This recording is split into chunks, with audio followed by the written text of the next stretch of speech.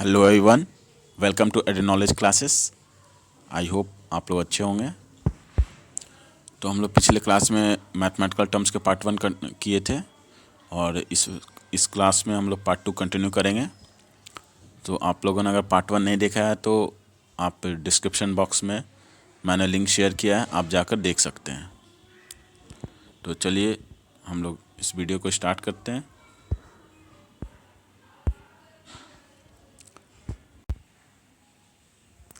चलिए तो हम लोग स्टार्ट करते हैं। फ्रैक्शन। फ्रैक्शन क्या है? Fraction is a number representing part of a whole thing. किसी भी चीज़ को हम लोग इक्वल पार्ट्स में उसको डिवाइड करते हैं तो हर एक जो इक्वल पार्ट है वो कहलाएगा फ्रैक्शन। सपोज यहाँ पर देखिए, जैसे पिज़्ज़ा लीजिए, डेली लाइफ एग्जांपल में आपका पिज़्ज़ा हो गया। तो पिज़्ज़ा को अगर हम 3 इक्वल पार्ट्स में डिवाइड किए हैं तो 3 इक्वल पार्ट्स में डिवाइड किए तो टोटल 3 इक्वल पार्ट्स हो गया। अब उस 3 इक्वल पार्ट्स में से हम लोग एक सेलेक्ट करते हैं तो ईच पार्ट क्या कहलाएगा? 1/3। तो ये हो गया आपका फ्रैक्शन। तो सेकंड एग्जांपल लेते हैं, एक सर्कल ले लेते हैं। सर्कल को हम लोग 4 इक्वल पार्ट्स में डिवाइड कर देते हैं। तो 4 इक्वल पार्ट्स में सर्कल को डिवाइड कर दिए तो अब टोटल इक्वल पार्ट्स कितने होगा हमारे पास? 4। उस 4 इक्वल पार्ट्स में से हम लोग एक पार्ट को शेड कर देते हैं या कलर कर देते हैं। तो अगर हमको निकालना हो कि हर एक इक्वल पार्ट्स जो शेडेड पार्ट है वो टोटल इक्वल पार्ट्स का कितना है, तो 1/4। ठीक है, कितना होगा? 1/4। क्या हो गया? 1/4 फ्रैक्शन हो गया। ठीक है, तो 1/4 एक किसका पोर्शन हो गया? 1 हो गया आपका शेडेड पोर्शन, और 4 जो हो गया डिनोमिनेटर में, जो 4 हो गया वो आपका कहलाएगा टोटल इक्वल पार्ट्स। हम लोग इसको a/b के फॉर्म में लिखते हैं। हम लोग a/b के फॉर्म में इसको रिप्रेजेंट करेंगे। तो a क्या हो गया? a पार्ट हो गया या पोर्शन जो हम लोग लेते हैं, और b हो गया आपका टोटल। b हो गया आपका टोटल। ठीक है, टोटल इक्वल पार्ट्स हो गया b। डिनोमिनेटर में हमेशा क्या आएगा? टोटल इक्वल पार्ट्स, और न्यूमरेटर में क्या आएगा? आपका सिलेक्टेड पार्ट्स, सिलेक्टेड पार्ट या पोर्शन। अब आते हैं फ्रैक्शन के 2 पार्ट्स हो गए, अभी बताया a/b के फॉर्म में, न्यूमरेटर और डिनोमिनेटर। तो न्यूमरेटर हो गया आपका top of the fraction. Fraction के टॉप में जो होता है वो न्यूमरेटर कहलाएगा। यहाँ पर एक आपका न्यूमरेटर कहलाएगा और b जो है वो आपका डिनोमिनेटर कहलाएगा, बॉटम ऑफ द फ्रैक्शन।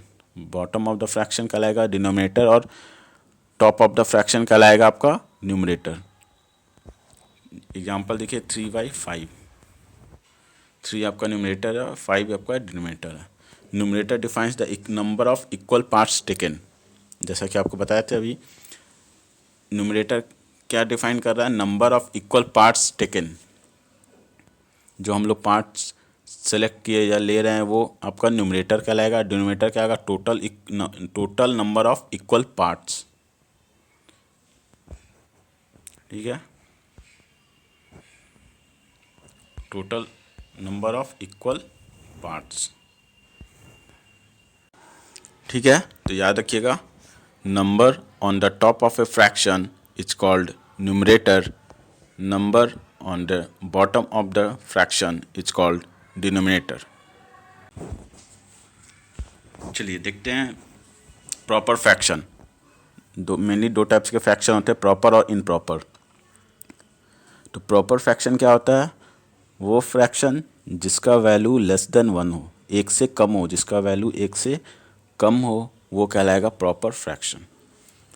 ठीक है, तो fraction which are less than 1 are called proper fraction. It represents a part of a whole. For example देखते हैं, 1/2 इसका वैल्यू क्या है? 0.5 है, तो ये लेस देन 1 है, तो ये कहलाएगा प्रॉपर फ्रैक्शन।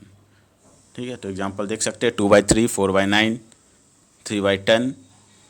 ठीक है, और इसको पहचानें कैसे? प्रॉपर फ्रैक्शन को देखकर कैसे बताएंगे कि ये प्रॉपर है या नहीं है? तो प्रॉपर फ्रैक्शन में क्या होता है? डिनोमिनेटर और न्यूमरेटर को देखेंगे। तो डिनोमिनेटर अगर न्यूमरेटर से बड़ा होगा तो वो कहलाएगा प्रॉपर फ्रैक्शन। प्रॉपर फ्रैक्शन में क्या होता है, denominator is greater than the numerator. इसमें न्यूमरेटर स्मॉलर होता है और डिनोमिनेटर बड़ा होता है। नेक्स्ट है improper fraction, the fraction which numerator is greater than the denominator. देखिए प्रॉपर फ्रैक्शन में क्या था, डिनोमिनेटर बड़ा था, न्यूमरेटर छोटा था। अब इम्प्रॉपर फ्रैक्शन में क्या होगा, डिनोमिनेटर छोटा होगा, न्यूमरेटर बड़ा होगा। ठीक है, तो वो कहलाएगा इम्प्रॉपर फ्रैक्शन। इसका वैल्यू मोर देन 1 होगा। अब आते हैं एग्जाम्पल, देखिए 4/3 इसका वैल्यू 1 से ज़्यादा है, ये कहलाएगा इम्प्रॉपर फ्रैक्शन के एग्जाम्पल्स। ठीक है, नेक्स्ट आते हैं मिक्स फ्रैक्शन। मिक्स फ्रैक्शन क्या होता है, it is a combination of a whole number and a proper fraction. Whole number और प्रॉपर फ्रैक्शन का कम्बिनेशन को कहते हैं मिक्स फ्रैक्शन। देखिए एग्जांपल से देखते हैं यहाँ पे इम्प्रॉपर फ्रैक्शन 11/5 है, तो 11/5 को हम लोग क्या किए, 11 को 5 से डिवाइड किए, तो क्वेश्चन आपका 2 हो गया, रिमाइंडर 1 बचा। तो ये देखिए क्वेश्चन 2 हो गया, रिमाइंडर 1, तो ये हो गया 1/5। तो ये बन गया आपका mix fraction.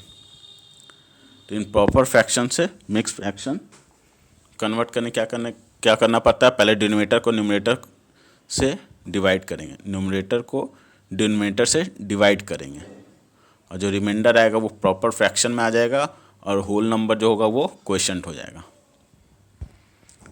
Equivalent fraction, it is defined as the fraction with the different numerator and denominator but that represents the same value or proportion। देखिए इक्विवेलेंट फ्रैक्शन होता है, इसमें न्यूमरेटर और डिनोमिनेटर चेंज करता रहेगा, लेकिन जो रेशियो है या जो वैल्यू आएगा वो हमेशा कांस्टेंट होगा या हमेशा सेम होगा। ठीक है, जैसे 1/2 देखिए, तो 2/4, 3/6। ठीक है, तो इसका जो रेशियो क्या है, 2/4 का रेशियो 1:2 सेम ही आ गया, 3/6 का भी 1:2, 1:2, तो सबका रेशियो क्या है, कांस्टेंट है, सेम है, तो ये क्या कहलाएगा, इक्विवेलेंट फ्रैक्शन।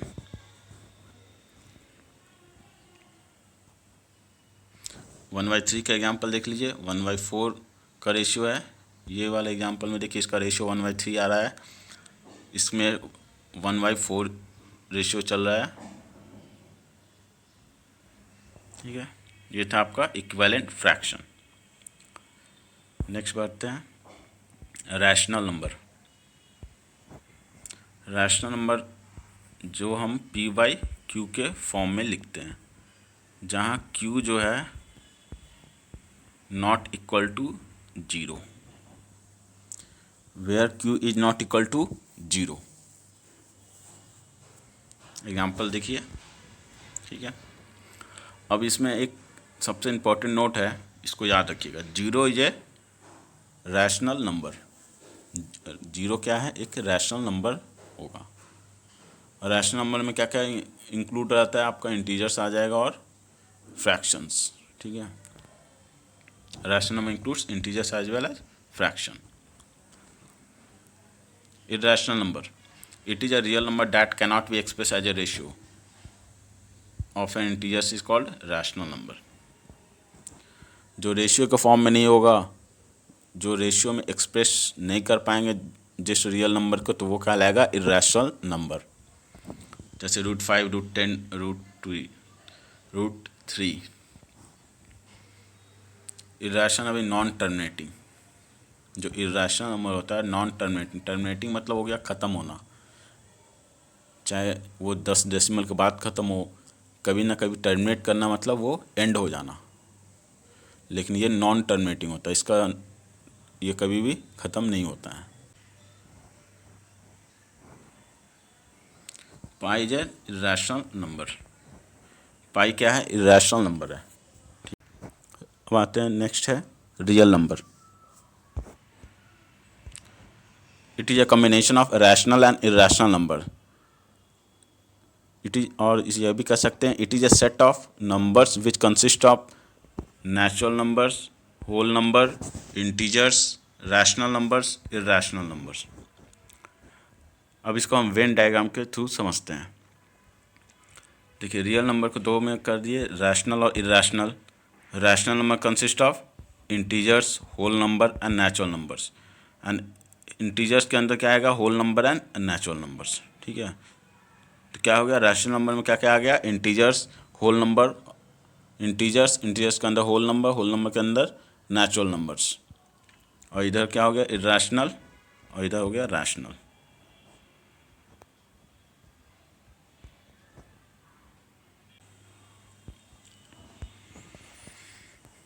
अब आते हैं रेसिप्रोकल, इन्वर्स। रेसिप्रोकल सिंपली कह सकते हैं इन्वर्स ऑफ ए वैल्यू। मान लीजिए 1/5 है तो उसका उल्टा क्या होगा, 5। ठीक है, तो 1/4, जैसे यहाँ देखिए 4/5 है तो इसका उल्टा कीजिएगा तो इंटरचेंज हो जाएगा, आपका न्यूमरेटर डिनोमिनेटर में चला जाएगा और डिनोमिनेटर जो है वो न्यूमरेटर में आ जाएगा। रेसिप्रोकल किसी भी नंबर का क्या होगा, रेसिप्रोकल अगर किसी नंबर का निकालेंगे तो क्या करेंगे, उसमें इंटरचेंज कर देंगे, क्या, न्यूमरेटर को डिनोमिनेटर में और डिनोमिनेटर को न्यूमरेटर में। जैसे यहाँ देखिए 8 हो गया 1/8 और 1/8 क्या हो जाएगा, 8। ठीक है, तो ये देख लीजिए एग्जाम्पल। अगला है एब्सोल्यूट वैल्यू, जिसको मॉडुलस भी कह सकते हैं।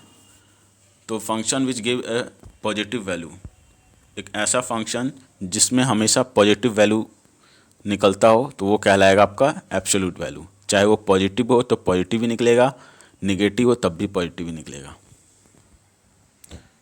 ठीक है, it produce a magnitude of the number of variable, it symbol bar. -2 का एब्सोल्यूट वैल्यू क्या होगा, +2, 3 का 3। ठीक है, समझ गया।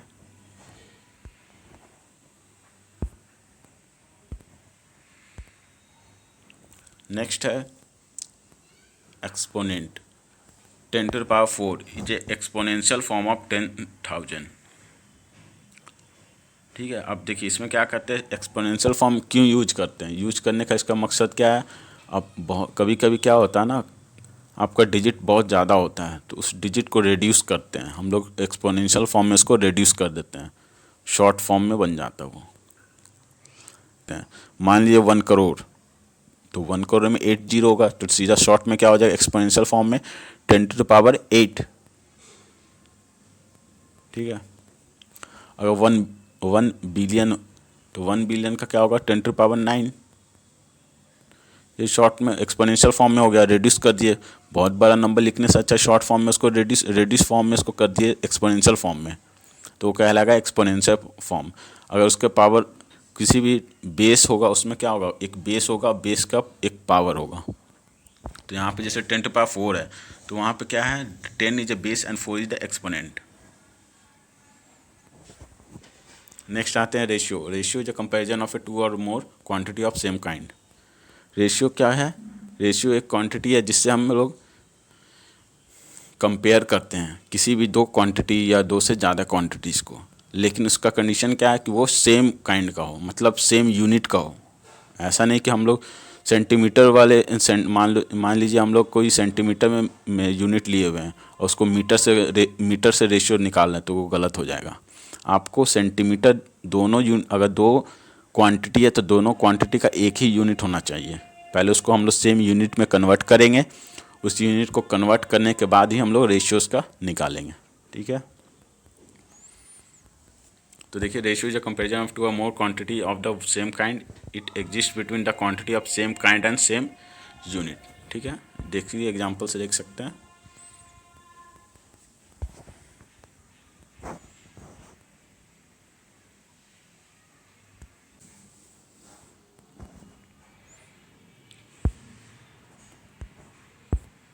ठीक है, तो इस क्लास में बस इतना ही, मिलते हैं नेक्स्ट क्लास में। तो ये था आपका मैथमेटिकल टर्म्स, तो आप लोग का कॉन्सेप्ट क्लियर हो गया होगा। तो आई होप आप लोग अच्छे समझ गए होंगे। So thank you for listening and keep smiling. मिलते हैं नेक्स्ट क्लास में। Thank you. Subscribe now and press the bell icon. Never miss an update.